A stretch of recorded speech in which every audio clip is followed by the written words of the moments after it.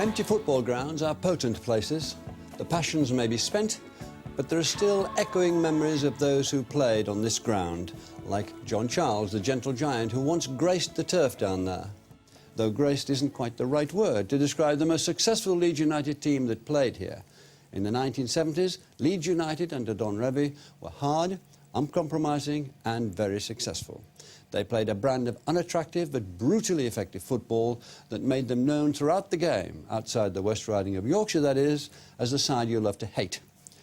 Now Leeds has met its literary apotheosis in the novel The Damned United by David Peace. David Peace has written novels set in the West Riding before about the Yorkshire Ripper and the miners' strike. Then he turned his attention to Leeds United in The Damned United, which is being described as probably the best novel ever written about sport, and it's now being made into a feature film. The action of the book takes place over 44 days. In the brief period in 1974 when Brian Clough, who was forced into management after a tackle ended his playing career, took over this club and tried to rid Leeds of its unlovely reputation.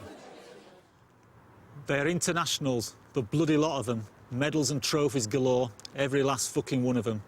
These big, hard men in their tight new clothes, these big, hard and dirty men, these big, hard, dirty old men, these old and nervous men. Their best years behind them now. They are worried men, frightened men, just like me. Gentlemen, I might as well tell you now, you lot may have won all the domestic honours there are and some of the European ones, but as far as I'm concerned, the first thing you can do for me is to chuck all your medals and all your caps and all your pots and all your pans into the biggest fucking dustbin you can find, because you've never won any of them fairly. You've done it all by bloody cheating. And there's one other thing I tell them, tell every last fucking one of them. I don't want to ever hear the name of Don bloody fucking Revie again. Never, ever again. So the next player who does mention that bloody name again will spend his working week with the fucking apprentices, learning his lesson, whoever he bloody is, no matter who he fucking is. Now bugger off home, the lot of you. Amen.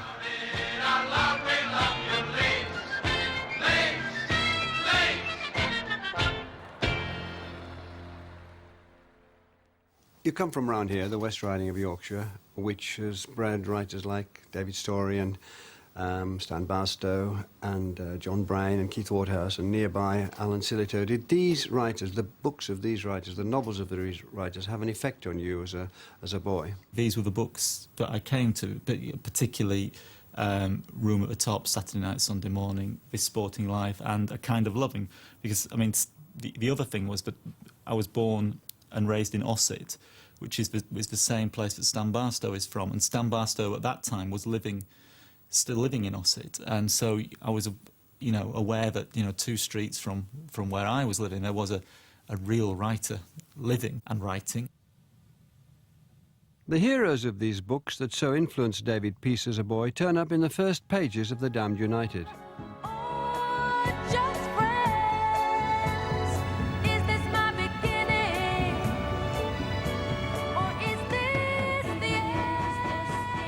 Wednesday the 31st of July 1974, Arthur Seaton, Colin Smith, Arthur Macon and Joe Lampton. Today I'm no longer a visitor, no longer away. No more zombies, they whisper. No more bloody zombies, Brian. Today I'm on my way to work there. The floodlights and the stands, all fingers and fists up from the sticks and the stones, the flesh and the bones. There it is, my eldest is telling my youngest. There it is, from the motorway, through the windscreen. Hateful, hateful place. Spiteful, spiteful place. Elland Road. Leeds, Leeds, Leeds. The more that I read about him, the more he seemed to me to have stepped out of the pages of a Shillitoe or a story novel. This man, this character had just stepped out of these novels that I'd grown up with, and here he was. And then as part of the research, I found that actually he himself particularly admired Saturday Night, Sunday Morning, both the book and the film. And it just seemed that this then, and then this idea of then going back and finding, if you wanted to tell the story of the 44 days and why he was appointed and moreover why he took the job, then you had to go back and you had to look at the career. Sleet in your face, ice underfoot and the cold in your bones. A stray pass into their penalty area and a sprint across the mud. Your eye on the ball and your mind on a goal. 28 this season already. 28. Clough. message now, my word. The keeper is coming, the keeper is coming. Your eye on the ball, your mind on that goal. The 29th, the keeper is here. Your mind still on that goal. His shoulder to your knee. Crunch. The roar and the whistle. The silence and the lights out. You are on the ground, in the mud. Your eyes open and the ball loose. 29. You try to stand, but you can't. 29. So you crawl. Get up, Clough, someone shouts. Get up. Through the mud, on your hands and on your knees. Come on, ref, laughs Bob Stokover, Bury centre half. He's fucking codding his Clough. On your hands and on your knees, through the heavy, heavy mud. He did not get the recognition he deserved as a player. And that the only way he could do this was the second best way, which was to manage other players to achieve those things on his behalf. I saw, the character as motivated by revenge, but not in time, but at the same time he has this tremendous affection for his family.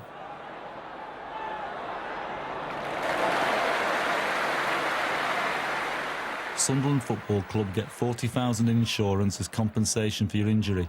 You get 1,500 quid, the sack from coaching a youth team, and an education that will last you a lifetime. You have a wife, 2 sons, no trade, no brass. That's what you got for Christmas in 1962. You got done. Finished off and washed up before your time.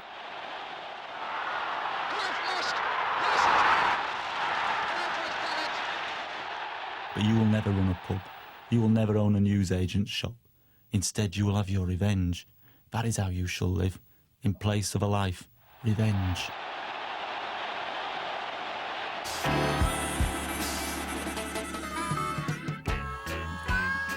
David Peace was always less concerned with the battle honours of Revie and his team than with their place in the mythology of the land where he grew up.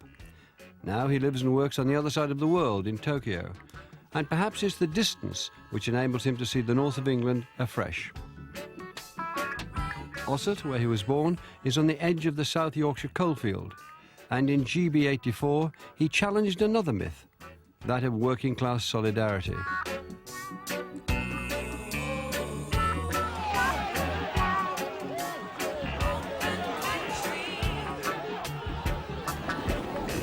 '84, Great Britain. The striking miners of 1984 may call one another comrade as they try to emulate their grandfathers of 1926, but in Peace's book, there's more greed and fear among their leaders than comradeship.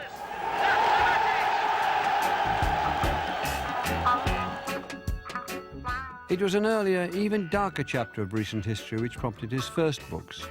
The Yorkshire Ripper prowled the streets of Bradford and Leeds, the 2 cities nearest David Peace's hometown. I was born in 1967, and these killings began in 1975.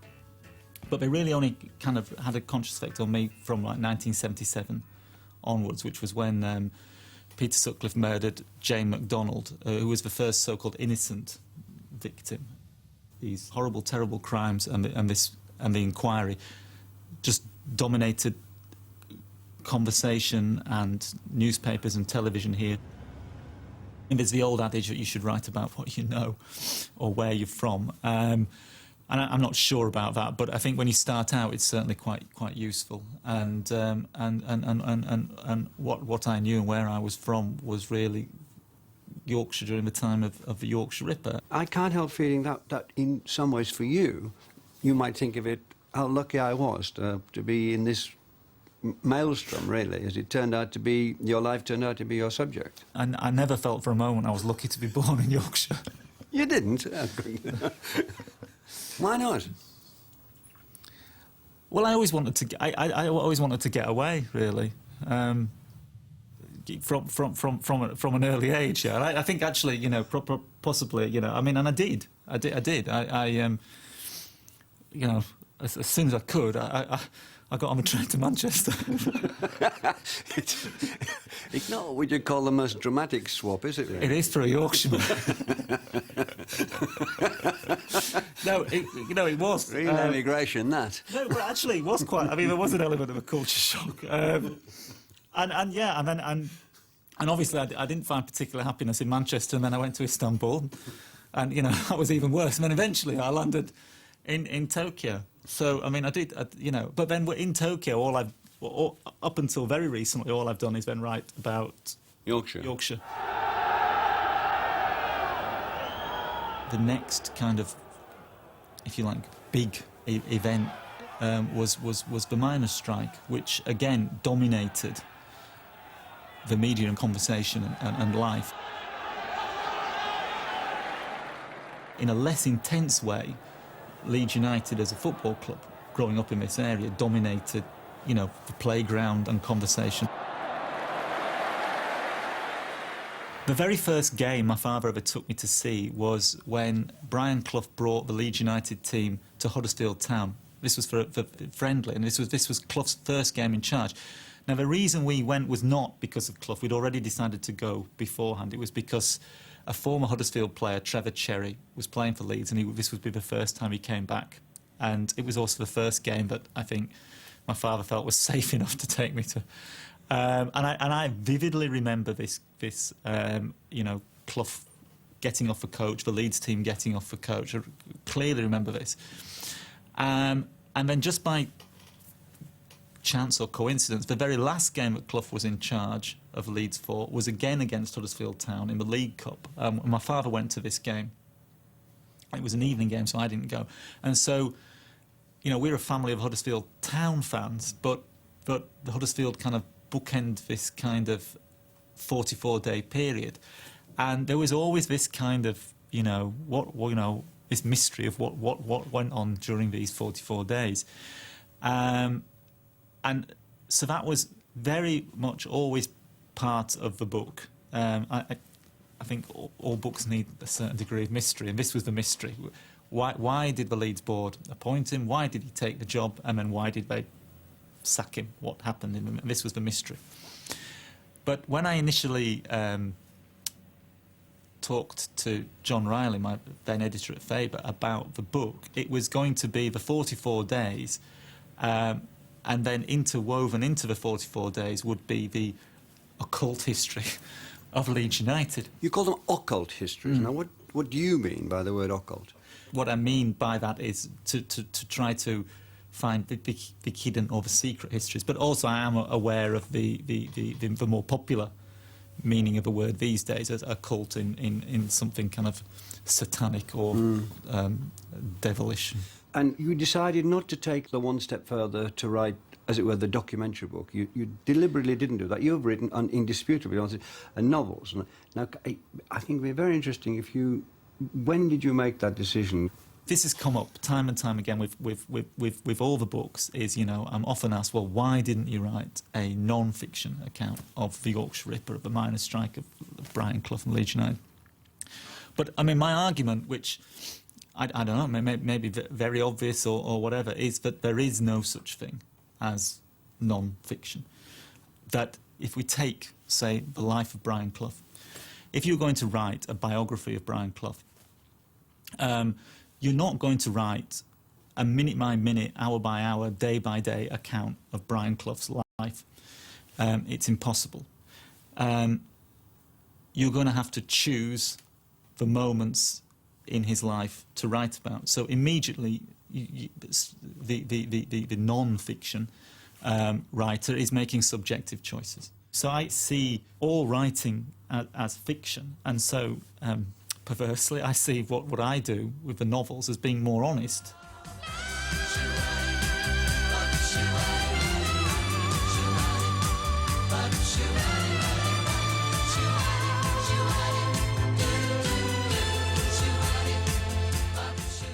I get on the coach last and I make Alan Clark's shift so I can sit next to Billy Bremner again. I try and make chit-chat to break the ice. But Billy Bremner doesn't give a fuck about President Nixon or George Best. He's not interested in Frank Sinatra or Muhammad Ali. He doesn't want to talk about the World Cup, about playing against Brazil. Doesn't want to talk about his holidays, his family, full stop. Bremner just looks out of the window and smokes the whole way down to Birmingham. Then, as the coach pulls into Villa Park, he turns to me and he says, "If you're looking for a pal, Mr. Clough, you can count me out."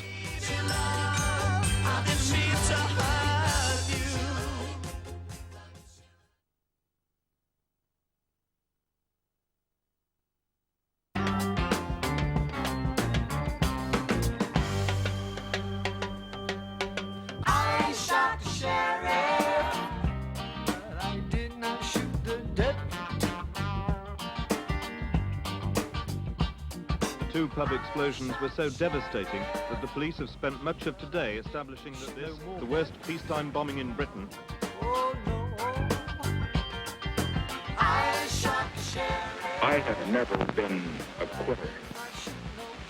To leave office before my term is completed is abhorrent to every instinct in my body.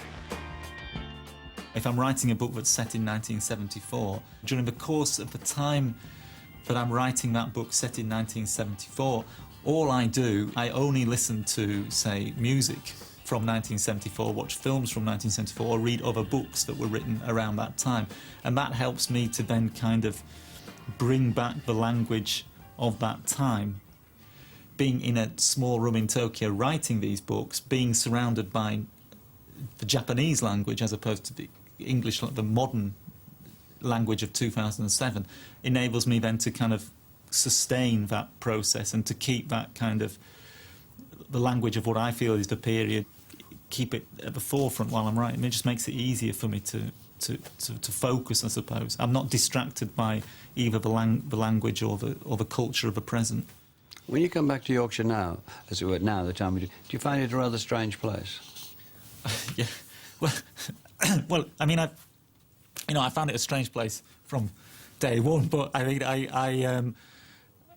mean, just to talk about the language. I mean, if I go and meet, my friends in the pub or whatever. I mean, obviously, people use catchphrases or sayings from television, particularly, or from records, but I have no idea what they're talking, and it can take me a long time to catch up and understand what's being said.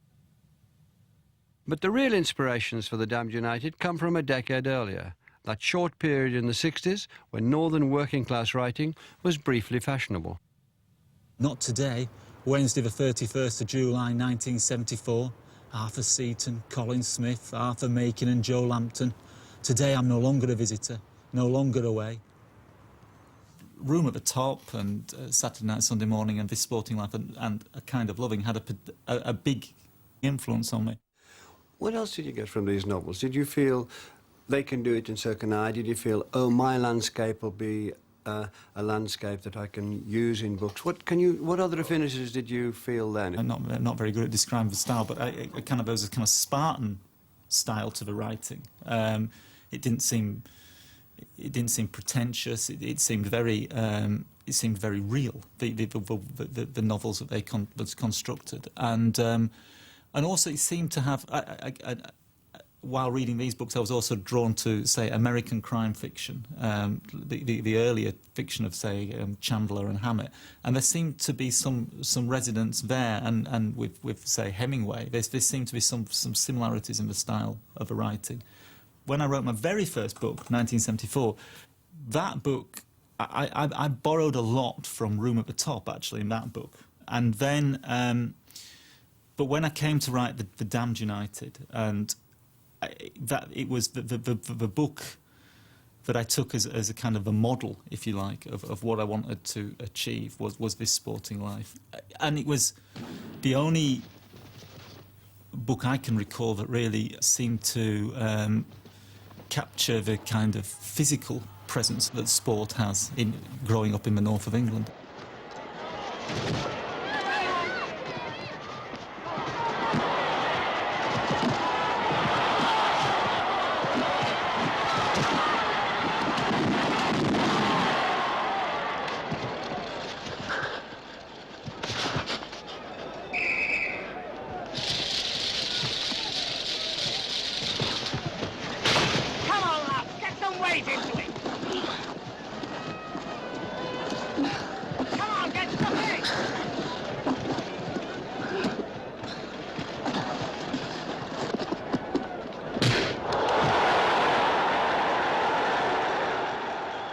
Mrs. Jean Reed just stands and stares at the soles of my shoes.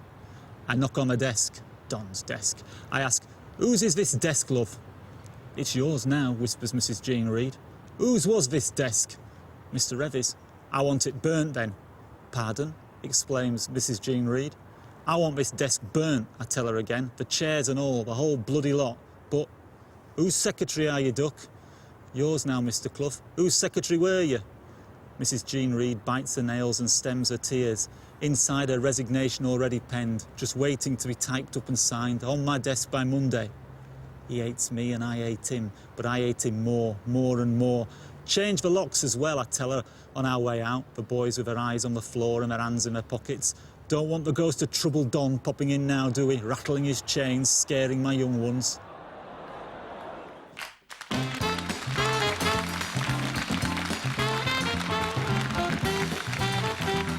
Yet most readers of The Damned United will be thinking not of literary precedents, but of the man himself. Because as hard as one tries to remind oneself that it's a work of fiction, you can never quite escape the ghost of the real Brian Clough. When people talk to me about my career in football, player-wise, I always say, well, it wasn't a career, it was a quarter of a career. You know, I didn't start till I was 21 through rank bad management.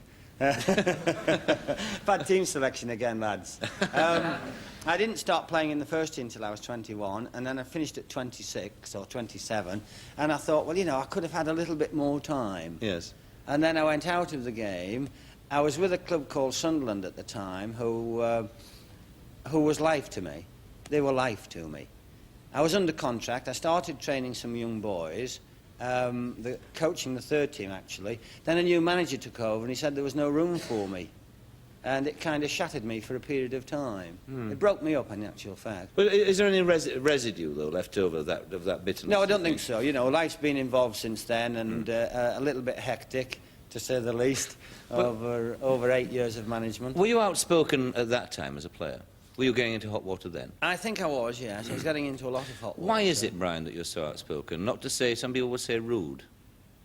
I would say that is a fair assessment. I don't mean to be rude. The same way as you're being bloody rude now. I think in the anger and the drunkenness of the man, there's a very clear picture there. Whether it was about that time or later on that amount of drunkenness occurred, I'm not quite sure. But certainly drink did in the end destroy him and destroyed his personality and changed the man who I knew from a very early age. I like the book. I like Pearce's work. I'm not quite sure we can regard it as a work of fiction or fact, basically. It's a strange hybrid. The question is it a caricature or is it a portrait? I think it's a caricature of Clough. I think it's a caricature of him in his pomp and also in the 44 days he spent at Leeds. Because I've spoken to people who were at Leeds when he was there, and it wasn't that simplistic. It wasn't that stupid. There was a way and an objective. There was a method, if you like, to his madness. There are certain truths in it that do illuminate Clough's character. He did hate Leeds United. He hated Rebbe with a passion. And he had a view of that club that was totally contrary to his view of football and how it should be run.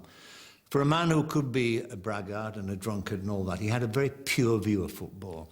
And it governed his life and his attitude toward the game. I felt Leeds United were, you know, a boil on the face of the game. And they were ugly, they were nasty, they were ruthless, and another of the reasons for admiring Clough was that he had publicly said what many people in football believed but daren't say. So yes, he was against that sort of cult of ugliness, which was very much part of the game in those years in the 70s. Peace asks us to believe that he has inhabited Brian Clough's head during this intense, horrible, apocalyptic sort of time. There's no way that we could say that that was true or not true. So for him, it's so primarily a work of the imagination, and the fact that he has all the details correct, or he has attempted to get all the details correct, in a sense is neither here nor there in establishing it as a work of the imagination. As what else can it be? And it is a grey area, and a very dodgy area, I have to say. It's one that I wouldn't go into. I mean, I've written about real people, often enough, but generally speaking, they've been real people who lived quite some time ago. To write about real people where a lot of the protagonists are still around is really dangerous territory. And I think you have to preface it maybe with an invisible statement in brackets. This is a made-up story about real people. I went to interview him when I was starting out as an aspiring journalist in Brighton, and he kept me waiting for 3 hours in a small room, and from 2 o'clock in the afternoon, which was the appointed hour, to 5 o'clock in the evening. And then I was joined by another journalist who was, I assumed, the 5 o'clock appointee, and he came out and he said, "Come in here, you two fuckers, I'll do you both together." And that was my exclusive. So I was kind of, I must say, he was a bit of a hero for those of us who loved the game, particularly of my sort of lefty persuasion, because he wasn't a conservative, he was for the workers. He rebelled against the football authorities, who were notoriously reactionary then and now. And he seemed like a brave and defiant figure. So I was terribly disappointed to find out that he was boorish, as he appears in the book. Narratively, it's an absolutely super book. Technically, it's absolutely fantastic.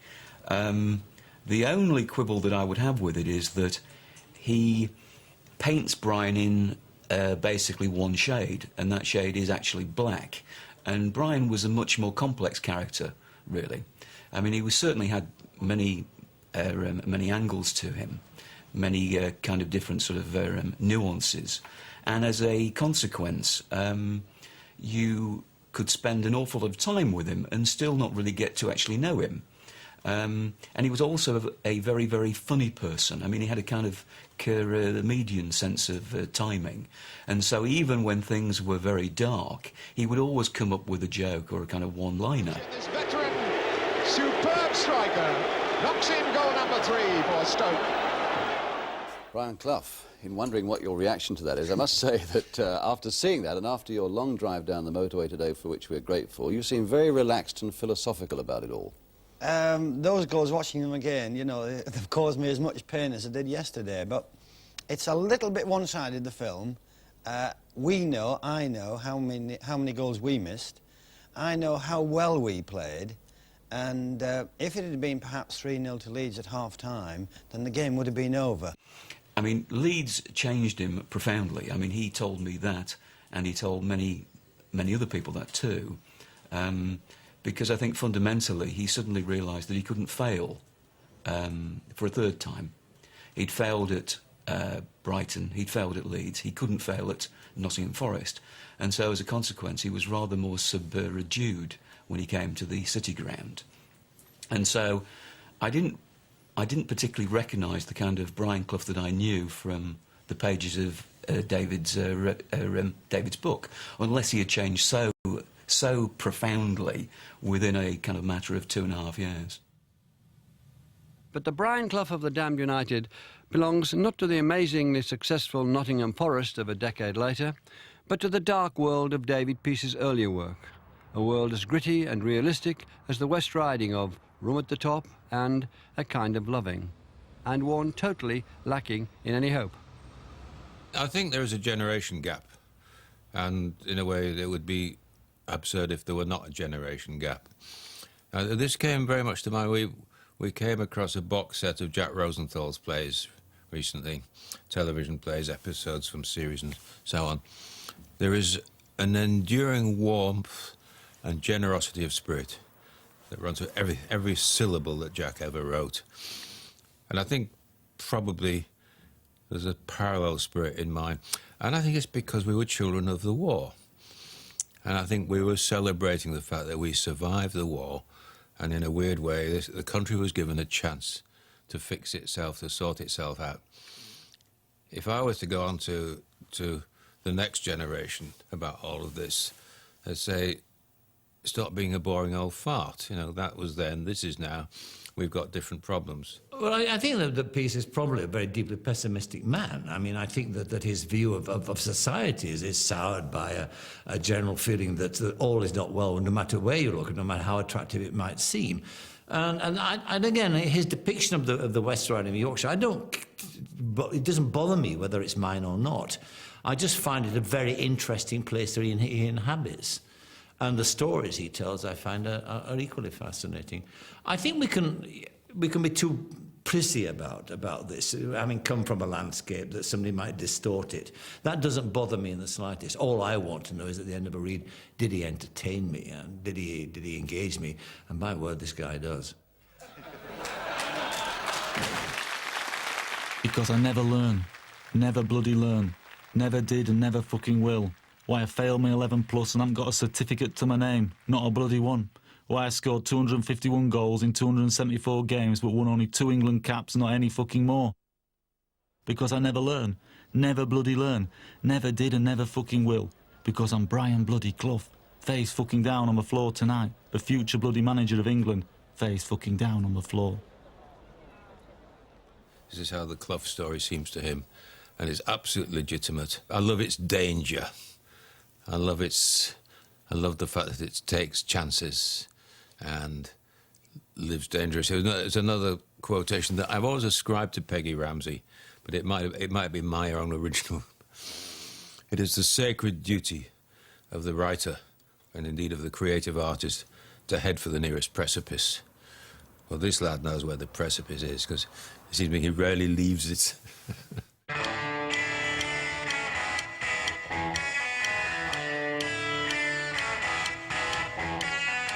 Got work to do. Will you please let me get on with my work?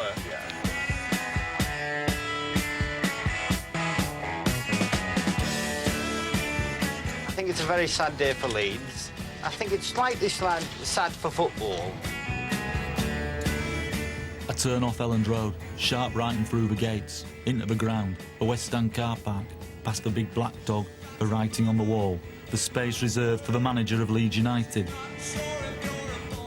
The hills behind me, the churches and the graveyards. I look at the press, the cameras and the lights, the fans, their autograph books and their pens, the rain in our hair, in all our faces. Fuck off, Clough, if they shout out. You're not good enough for us.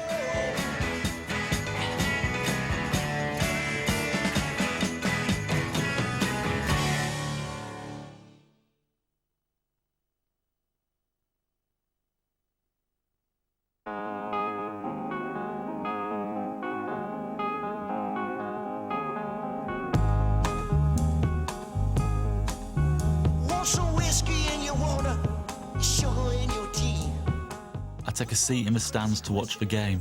My first game as manager of Leeds United, the champions of England. But they're not my team, not mine. Hasn't raised one of them and touched them for Greener. And a deflection.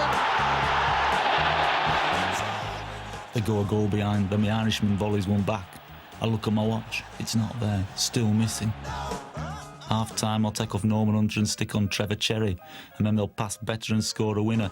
But I'm already looking through my address book, because they're not my team, not mine, not this team, and they never will be.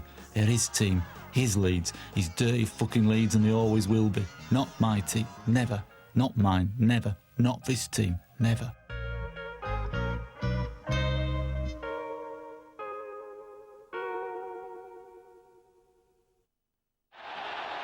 It's still rare to find a British novelist concerning himself with a game that invokes such passion in our national life, more passion than politics or anything else, it seems, sometimes.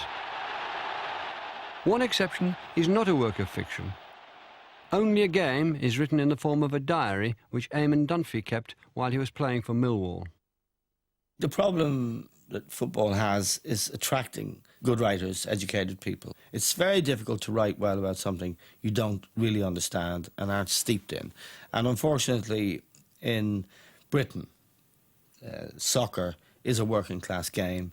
It's really exists in a cultural ghetto. And it's not a place, really, even though football is trendy now, it's not a place that writers, intellectuals gravitate towards. That ghetto is populated by what I would call largely hacks, newspaper hacks, who are, word machines. I think Eamon's obsessed with class, and I used to be, but not anymore. No, I don't think. I think there's something more subtle in it than that. I think there's something altogether I remember, this probably illustrates the point. When I was writing for the Barnsley Chronicle, in the company of the late and great Arthur Hopcroft, we used to vie with each other reporting Barnsley matches. I'd have it one week, he'd have it the next, and we used to try and outright each other. And I wrote once that Barnsley had an inside forward, whose name was Roy Cooling, who bore a distinct, this is what I said in my report, a distinct resemblance to Scott Fitzgerald. Now, at the time, I was obsessed by American writers, and I was showing off. And when it came out in the Barnsley Chronicle, it said that Roy Cooling who bore a distinct resemblance to Scott of the Antarctic. And when I called the sports editor, he said, no bugger in Barnsley knows Scott Fitzgerald, but they all know what Scott of the Antarctic is. Now, there might be in that a truth, a great truth, about what we're talking about.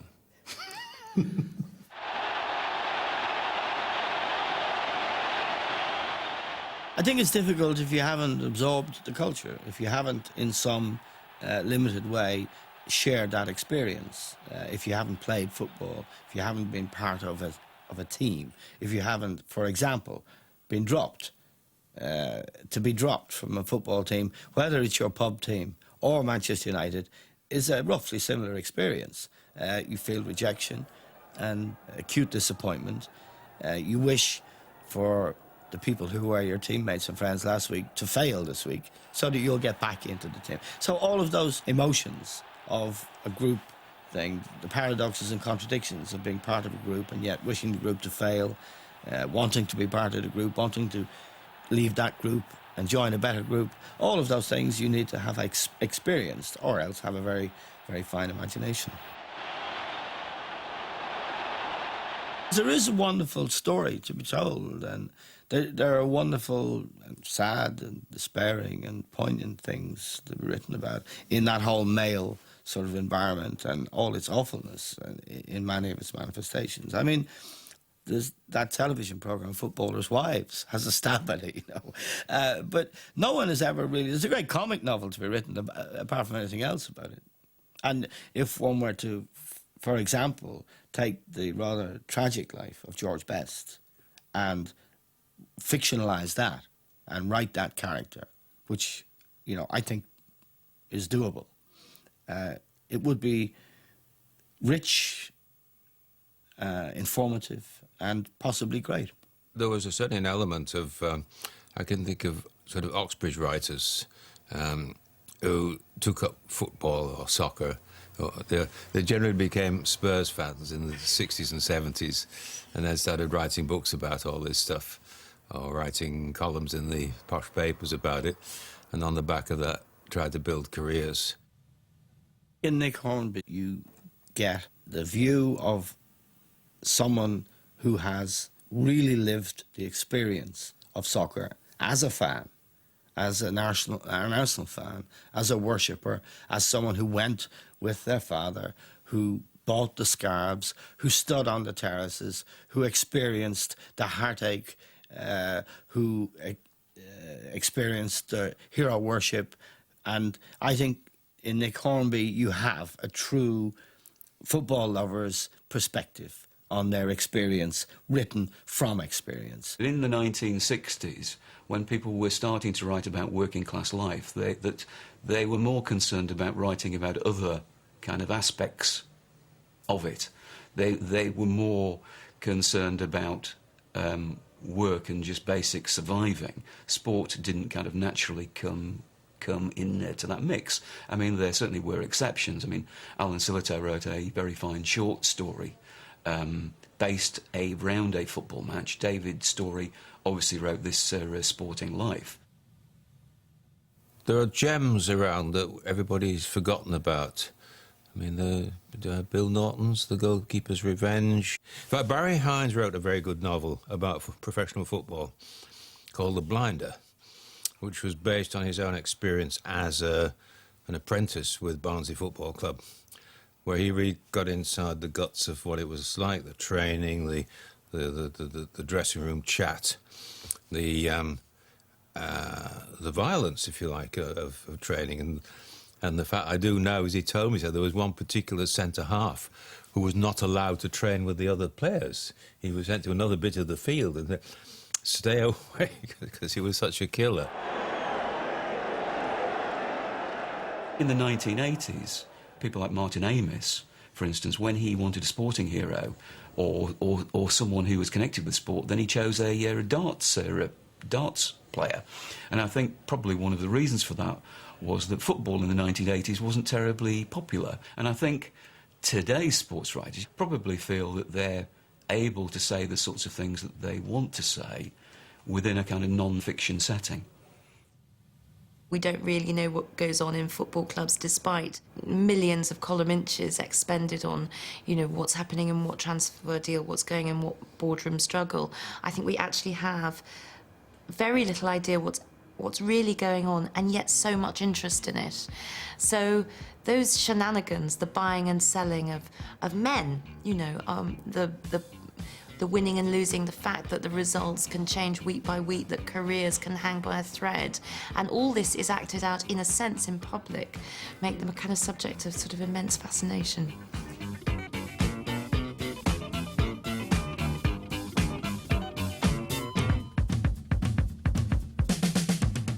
In a way, I think it's seen as a kind of music hall. It's sort of fit subject for tabloid newspapers, for conversations in pubs, but it hasn't been thought to be something that you can write seriously about. I think also in Britain we're kind of catching up. In the 20s and 30s in America, there was really very high quality writing about sports. Americans have always treasured their sports writers, and newspapers particularly have always paid them the most money. I mean, the people like Ring Lardner and Paul Gallico and Red Smith and people like that have all, in American journalism at the time they were writing, been the highest paid and the most prized possessions of the newspaper. And the Americans thought nothing unusual about the fact that, say, Hemingway would write about bullfighting, that Steinbeck would write about sport, that Gallico, and then go on to write novels. They never thought that was curious. Here, there's some kind of perception that anybody who writes about sport, particularly soccer, is somehow a dimwit. If you look at the back page of particular qualities, there is some fine writing there, much better than you get about politics or art or wherever. Editors have a problem. I had one who used to call the sports department the toy department. And that was the most polite thing that he called us. And yet, palpably, when you read the paper, the rest of the paper's a load of crap, and what was in the sports department was rather good. One of these sports writers is Duncan Hamilton. His book, Provided You Don't Kiss Me, has also won plaudits and prizes. It's a piece of reportage based on the 20 years he spent covering Nottingham Forest when Clough was its most successful manager. It paints a very different picture of him than you find in The Damned United. There was never a dull moment. I mean, the Friday press conferences were kind of always kind of entertaining. I mean, people would have actually paid money just to be there. And he had a habit, just as Peter Taylor did, of perhaps picking on one person, talking about the way that they were dressed, or talking about something that they'd actually written. And I suppose that is the only thing that I would say about David's book, is that Brian is so dark. And that's not the kind of character that I came to know. I read it with great interest. I kept turning the pages, and in that sense, it worked.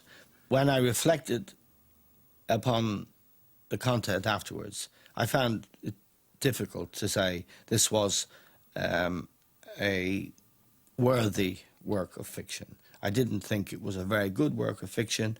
I thought it was really a number of impressions written down. And it was an impressionistic look at Brian Clough. It didn't,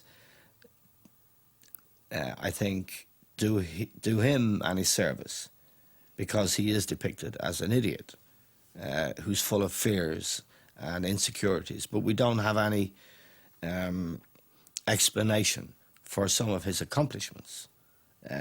It couldn't all have been shouting, swearing, and slamming doors and burning furniture.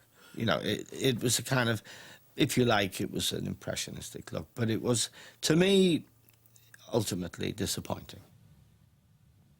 Eamon Dunphy sees The Damned United as a flawed work, and inevitably, perhaps, Brian Clough's family agree with him. His widow, Barbara, has issued a statement which deplores the picture it paints of her late husband. He was considerate and civilised, but with enormous self-confidence and a psychological awareness that made him a great manager. He was often forthright and outspoken, sometimes to his disadvantage. But behind this facade of egotistical bravado, he was a deep thinking man, with a remarkable memory. His small acts of generosity are well known to friends and ex-players. Johnny Giles, the Irishman as he's called in the book, has won considerable damages for libel. But for others not so directly associated with either Brian Clough or the game itself, David Peace stands out as one of the strongest voices in contemporary British fiction. I hate this place, this spiteful place. Up this corridor, round this corner, down the next corridor, the next corner, the boys at my heels, to the office. The empty desk, the empty chair, Don's office, Don's desk, Don's chair. 4 walls with no windows and 1 door. These 4 walls between which he etched his schemes and his dreams, his hopes and his fears, and his black books, his secret dossiers, his enemy lists. Don didn't trust people, didn't like people. He dwelled on people, hated people. He put them in his black books, his secret dossiers, his enemy lists.